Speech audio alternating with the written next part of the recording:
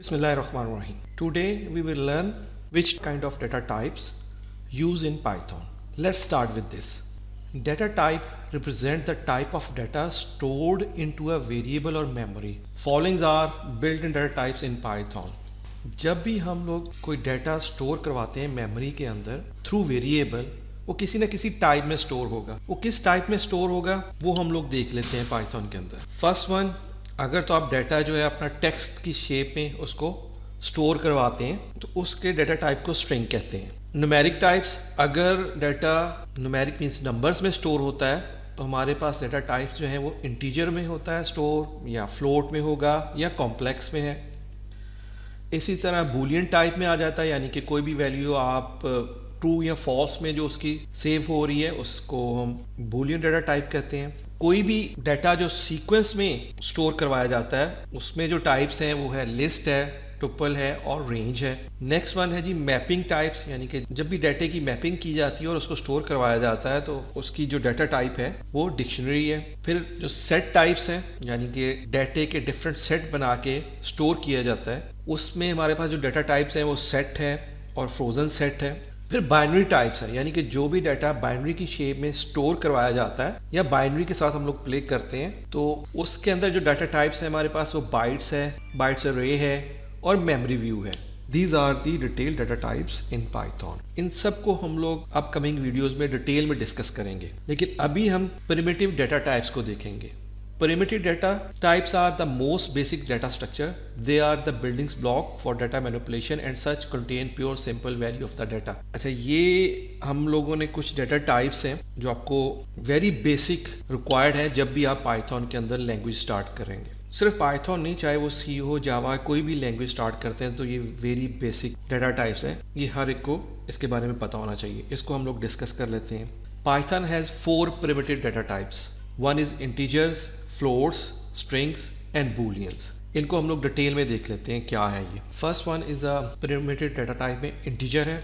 Integers are used when you want to represent numeric data, whole number specifically. जब भी आप डाटे को स्टोर करवाते हैं किसी नंबर्स में उसको हम लोग इंटीजर कहते हैं. और नंबर में बात कर रहा हूँ स्पेसिफिक होल नंबर में जब हम स्टोर करवाते हैं, यानी कि कंप्लीट नंबर हो. अच्छा, वो नंबर नेगेटिव भी हो सकता है लेकिन उसके अंदर कोई फ्रैक्शन पॉइंट नहीं होना चाहिए और इसकी कोई साइज लिमिट भी नहीं है स्टोर करवाने इन नंबर्स को. For example 6 is a whole number, it's a integer. 30 is a whole number, it's a integer. अच्छा, नेगेटिव भी ले सकते हैं. -50 is a whole number, it's a integer. और -10002 कह सकते हैं. ये भी, इसको भी मैं सेव करवाऊंगा तो इसे एज ए इंटीजर वो सेव करेगा. एग्जाम्पल और देख लेते हैं कि अगर मैं फ़ोन नंबर अपना स्टोर करवाना चाह रहा हूँ तो मैं फ़ोन नंबर बेसिकली मेरा वेरिएबल है और इसके अंदर ये वैल्यू मैं स्टोर करवाऊंगा. इसको प्रैक्टिकली भी देख लेते हैं कैसे करते हैं. ये मेरे पास पाइथन का आइडियल शेल ओपन है. इसके अंदर मैं एक वेरिएबल डिफाइन करता हूँ, इंटीजर वेरिएबल है. इसको मैं इंटर करता हूँ तो उसने इस डाटा को स्टोर कर लिया है. इसको मैंने रिकॉल करवाना है तो मैं सिंपल प्रिंट का फंक्शन यूज़ करूँगा और इसके अंदर वेरिएबल नेम दूंगा और इंटर करूँगा तो उसने आउटपुट दे दिया है. अच्छा, हम अब देखेंगे कि किस टाइप में डाटा इसने स्टोर किया है. वो कैसे चेक करेंगे, तो टाइप का फंक्शन है और उस टाइप को लिखने के बाद उसके अंदर आप वही वेरिएबल लिखेंगे जो फ़ोन है और इसको मैं इंटर करता हूँ तो वो मुझे बताता है ये इंटीजर है. यहाँ मैं एक चीज़ और बताता जाऊँ कि पाइथन के अंदर आपको डाटा टाइप डिफाइन करने की ज़रूरत नहीं होती. वो खुद ब खुद वैल्यू को देखते हुए उसको डाटा टाइप में कन्वर्ट कर लेता है और उसको उसी डाटा टाइप के अंदर स्टोर करता है. लेकिन सी और जावा के अंदर आपको खुद से डिफाइन करना पड़ता है. आप ऐसे नहीं काम कर सकते. यही पाइथन की ब्यूटी है. इसीलिए Python more powerful than C and Java है. नेक्स्ट है float. The float data type represent floating point numbers. A floating point is a number that contain a decimal point and can take negative as well. अच्छा, floating point number जो है ये जिसके अंदर हम लोग कोई डेसिमल वैल्यू यूज़ करेंगे उसको floating point कहते हैं. यही थोड़ा सा डिफरेंस है. इंटीजर के अंदर होल नंबर यूज़ होता है, फ्लोटिंग पॉइंट के अंदर आप डेसिमल की वैल्यूज़ यूज़ करते हैं. जैसे 14.50 हो गया, 20.5 हो गया. नेगेटिव भी यूज़ कर सकते हैं जैसे 0.7 हो गया, फिर -74.89 हो गया. इसकी एग्जांपल भी देख लेते हैं कि अगर आपने प्राइस को सेव करवाना है तो आपके पास प्राइस है 14.50, जो डेसिमल की वैल्यू में, जब भी डेसिमल की वैल्यू में डाटा स्टोर होगा वो as a floating data type के अंदर स्टोर होगा। इसको एग्जांपल को भी देख लेते हैं प्रैक्टिकली।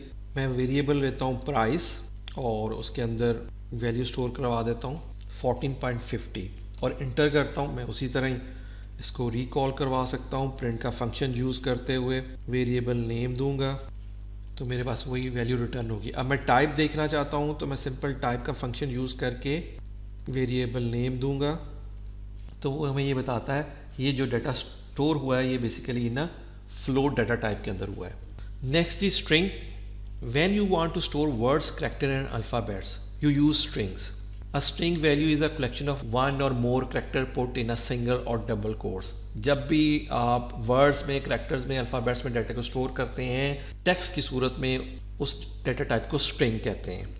एग्जाम्पल के तौर पे अगर मैं कहता हूँ मैंने टीचर नेम, मेरे पास वेरिएबल है और उसका डाटा स्टोर करवाना जैसे खुरम है, तो हम लोग इसको इस तरह लिखेंगे। और याद रखिएगा हमेशा जब भी इसको डाटा को स्टोर करवाया जाता है स्ट्रिंग का, तो डबल कोट्स में या सिंगल कोट्स में करवा सकते हैं, इवन ट्रिपल कोट्स में भी करवा सकते हैं। इस तरह एक और एग्जांपल ले लेते हैं। जैसे कोर्स नेम है पाइथन है, उसको मैंने सिंगल कोट्स के अंदर स्टोर करवाया।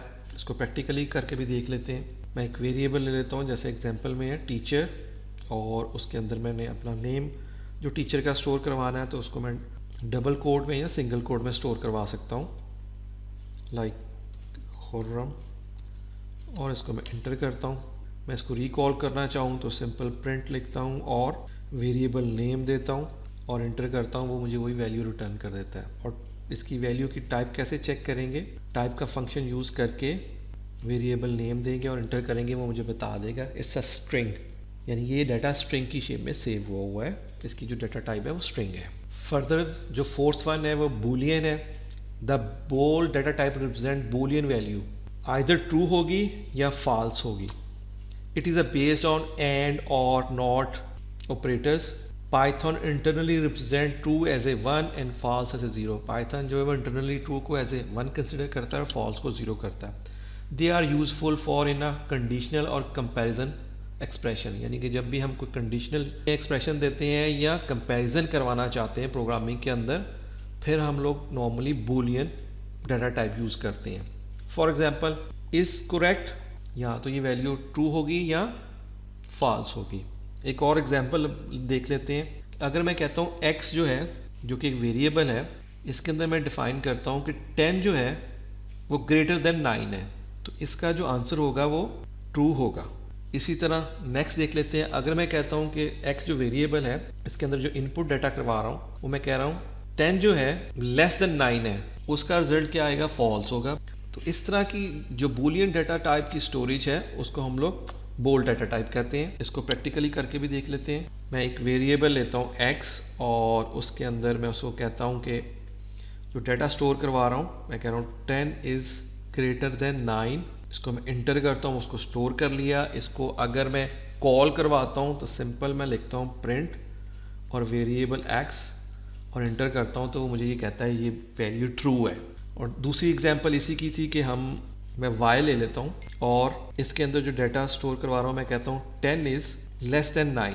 मैं इसको स्टोर करवाता हूँ और इसका अगर मैं प्रिंट वैल्यू लेता हूँ y और कॉल करवाता हूँ, वो कहता है फॉल्स है।